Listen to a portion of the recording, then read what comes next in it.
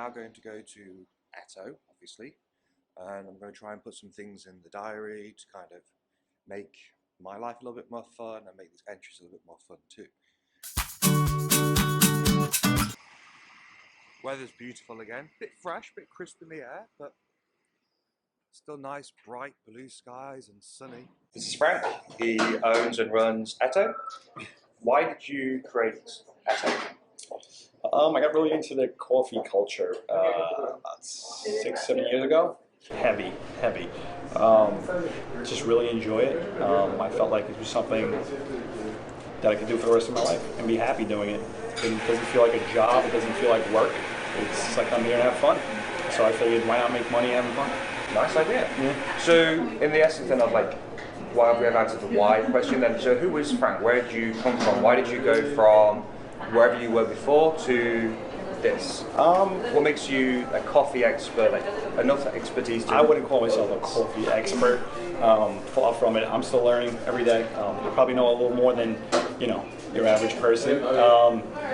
But I'm nowhere near an expert. I don't think I would ever call myself an expert anyway. But I came from Queens, New York, born and raised. That's why we wanted to start here in Queens.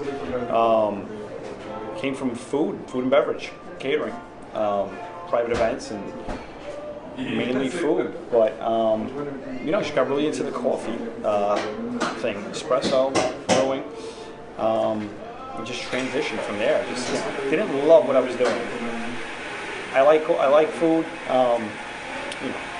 presentation, serving, and the whole customer service thing that goes along with it. But just doesn't do it, and doesn't do it for me. There's no challenge anymore. There was nothing. We had a ceiling. That next thing to push you. You're right.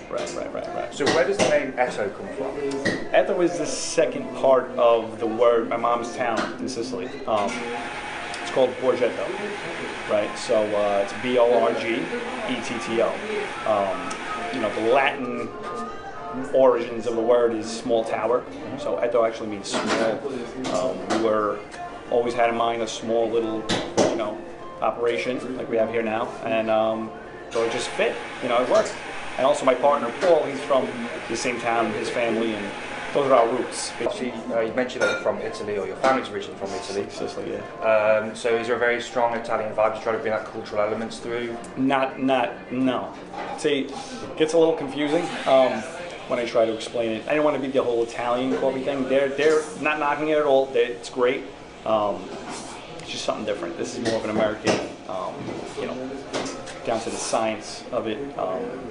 Whereas Italian coffee is like I said, it's great. It's just not our, Yeah, sure. wavelength. Yeah.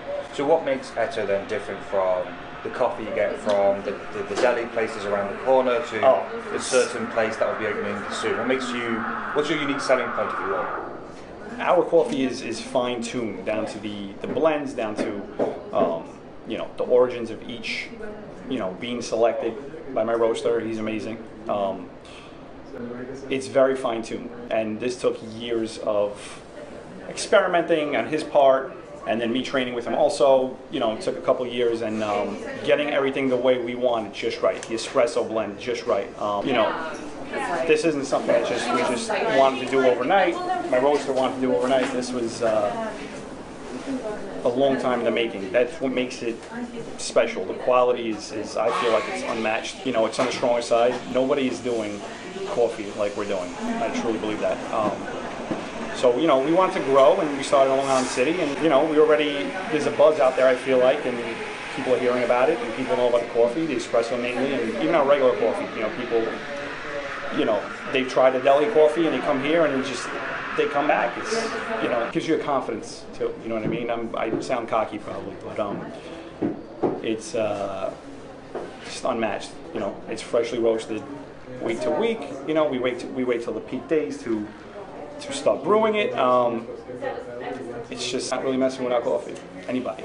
So in the area as well, you're known for your bulletproof coffee, which is a very unique name. And that's ingredients. Do you want to talk about the bulletproof coffee? Absolutely. So that's one of those things where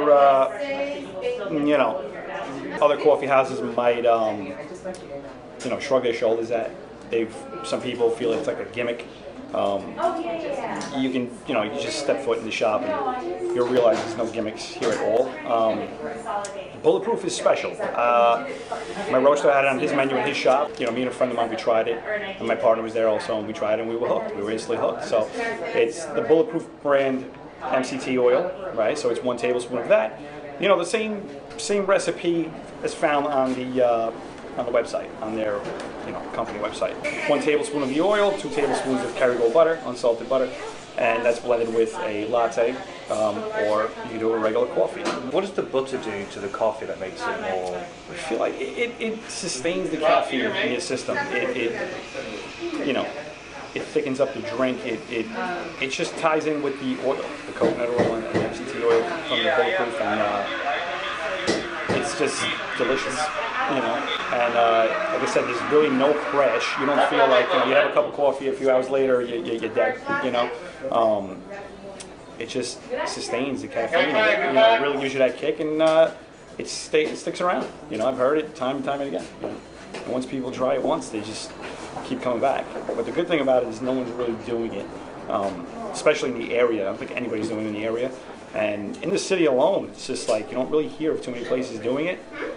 So that's what we like about it too. It's just kind of trying to, sort of cornering the market with the Bulletproof, and love that.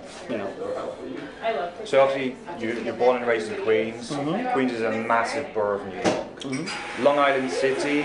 What chose Long Island City for your first place of settlement? My partner disagrees, but he wanted to go Midtown. I showed him. He's more of a silent partner, but he's also into the coffee, not as much as I am. But he wanted to. He saw the operation. I laid it all out for him. Introduced him to my roaster and how we're going to be doing things and the different drinks and such. And he was so impressed. He wanted to go in the middle of Times Square.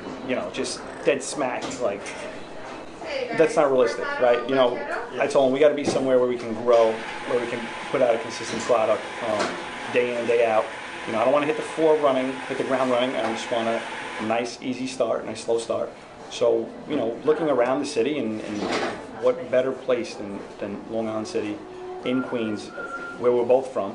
He actually migrated from Sicily at a young age, but he's lived here all his life, most of his life, since he's about 8 years old. So what better start from in Queens, where we're from, born and raised, in a developing neighborhood. This is really becoming a real neighborhood where people know people, and that's what we want. We want to build relationships and connect with people, and not so corporate driven, just in and out. We want to create a family. You know what I'm saying?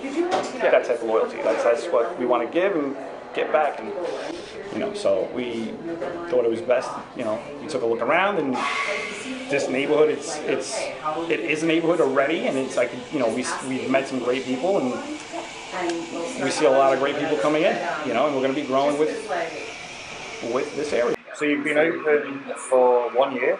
Yeah, it's a tough mark for some businesses to get past. Yeah.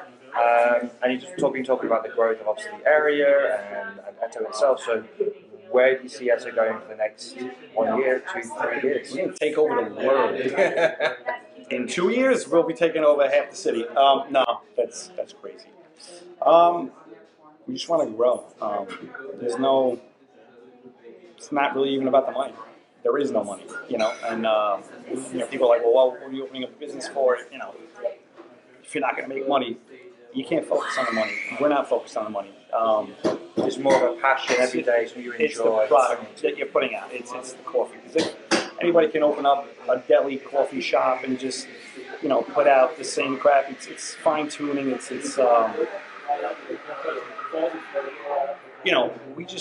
We're just focused on consistency in the coffee, whether that be the regular coffee, espresso based coffees. That's what we're really focused on. The next year, 2 years, do we want to expand? Absolutely. We want to. Now, I think we're ready to get in the city. However, this is home base. This is the flagship. So we just want to, especially in the next year or so, we want to focus on.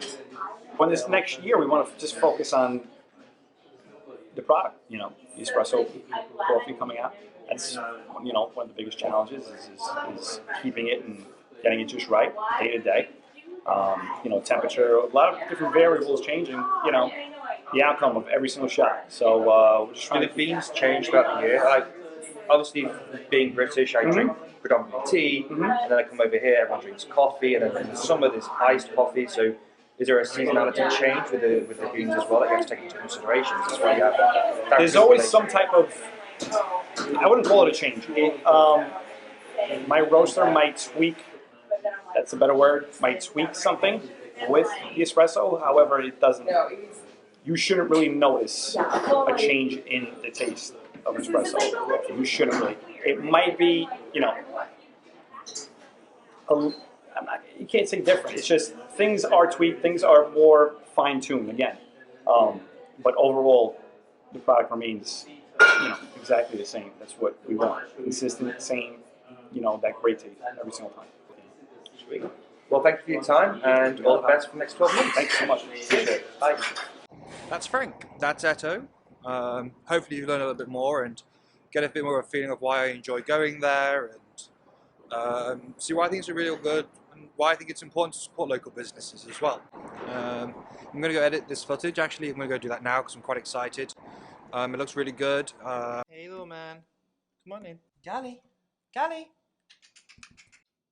come on in. Good kitty. Don't go back outside. Come on in. Stupid cat.